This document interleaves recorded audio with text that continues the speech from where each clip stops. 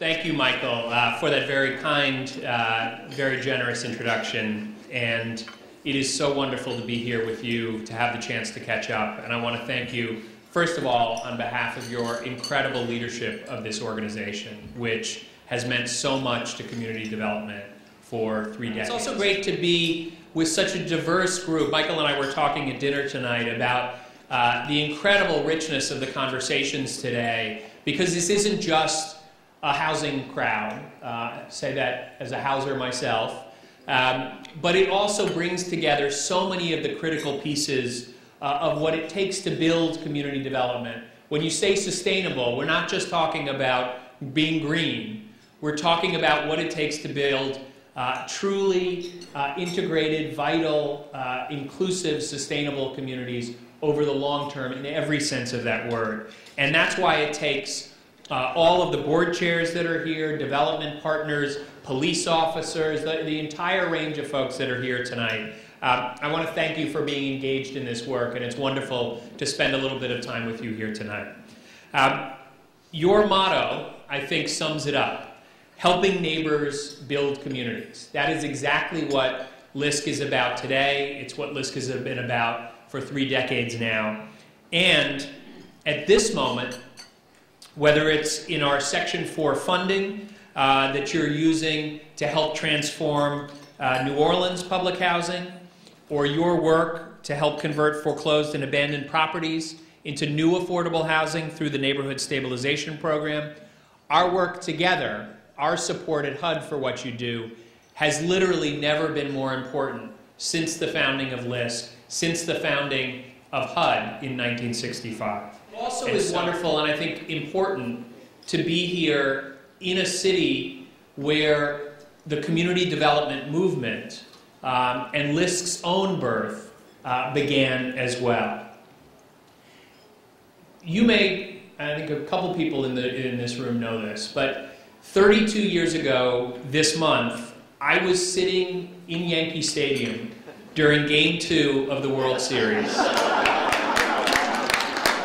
I may not look old enough for that to be true, but it is true. When Howard Cosell broadcast his famous words to millions of Americans across the country, "Ladies and gentlemen, the Bronx is burning."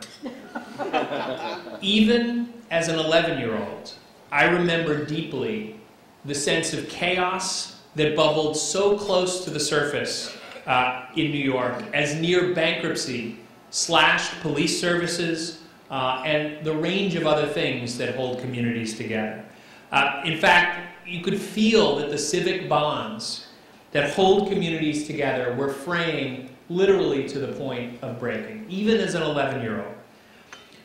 Arson consumed thousands of buildings, and neighborhoods lost 75% of their population in just 10 years. Think about that.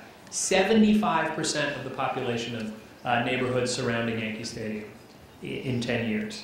And then, of course, within weeks of that World Series, President Carter visited nearby Charlotte Street, and he compared the wreckage to Dresden after World War II. Across the country, people speculated that we were witnessing the death throes of the American city. But a funny thing happened on the way to the funeral for the American city. It didn't happen. I do want to talk about why we didn't witness the death of the American city, about the lessons we can draw from the revitalization of not only South Bronx, but of so many of the communities that you work in across this nation. I want to talk about what we're doing at the federal level to strengthen the linkages between housing and other areas of policymaking, just as LISC is nurturing those at the local level, so that we see not just the bricks and mortar, but a platform to anchor services where different policies can be blended and overlaid. And above all, I want to talk about how we can collectively move from crisis to, in the words of this conference, to scale and to impact. How by making the federal government a full partner in efforts to lift up communities around the country, we can ensure community voices aren't silenced by federal policymaking, but amplified.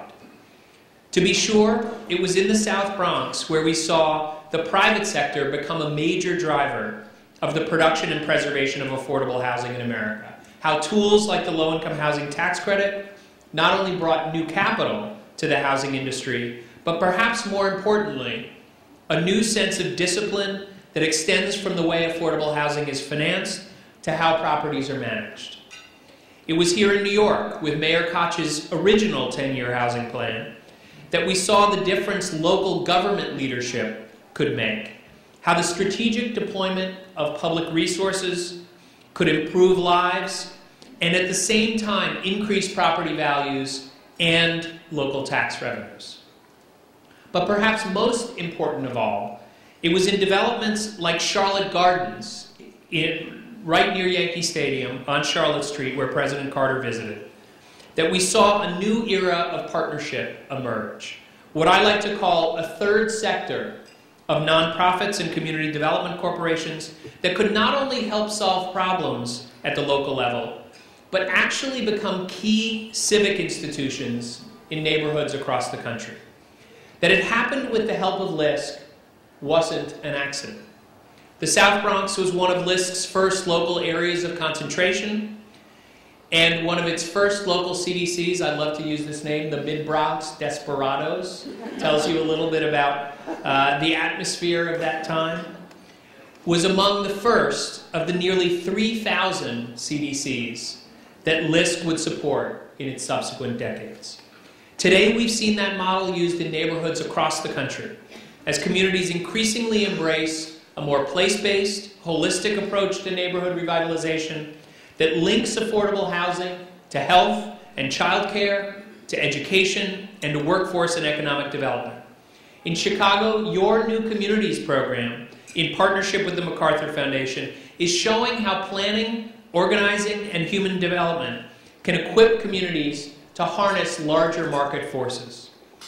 Given the nature of the current economic crisis, the pace of recovery, and the status of the low-income housing tax credit market, we look forward to seeing this model unfold in Chicago and across the nation.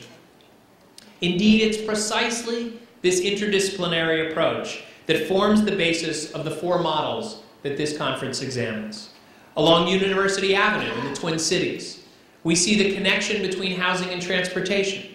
In particular, how a major light rail system can open up opportunity at the same time it challenges housing affordability and threatens the cultural heritage of neighborhoods it serves. But we also see the role that community voices and engaging local financial institutions with a feel for the needs of a community can play in addressing those very same challenges.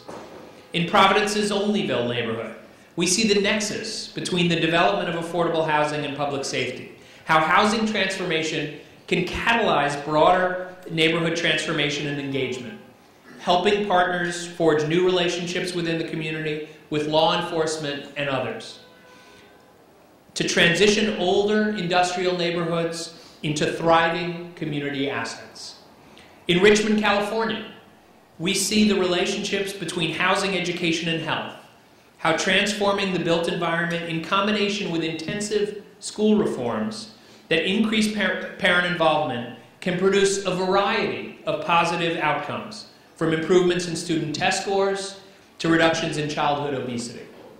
On the east side of Indianapolis, we see how bundling comprehensive financial literacy and workforce development services, from job training to increasing access to public benefits like the Earned Income Tax Credit, with affordable rental opportunities, can lead to a more sustainable kind of home ownership, where achieving the American dream is not a threat to a family's economic security, but rather the foundation for opportunity and ticket to the middle class it has been until very recently in our nation's history.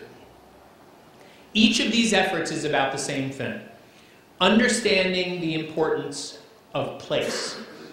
LISC understands that if you want to make a difference at the local level, whether it's housing, schools, or anything else, you have to look closely at the broader community and both the assets and the needs in that community.